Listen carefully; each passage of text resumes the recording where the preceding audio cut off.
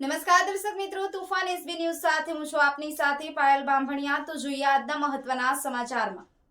વાગરા મામલતદારે ગેરકાયદેસર ખનિજ વહન કરતા હાઈવાને જપ્ત કરાયો। 30 લાખનો મુદ્દામાલ જપ્ત કરાયો। ગેરકાયદેસર ખનિજનું ખનન અને વહન તંત્ર માટે પણ પડકારરૂપ બની ગયું છે। ત્યારે ખનિજ ચોરી અટકાવવા માટે વાગરા મામલતદારની ટીમ ઓચિંતું ચેકિંગ કાર્ય હાથ ધર્યું હતું।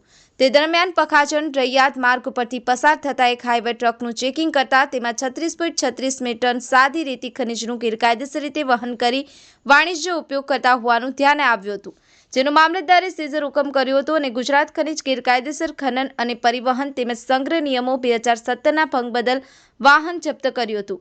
વાહન નંબર JJ 16AW0744 જેની અંદાજિત કિંમત 30 લાખનો મુદ્દામાલ કબજે લઈ સદરુ વાહનનો કબજો વાગરા પોલીસને સોંપવામાં આવ્યો હતો।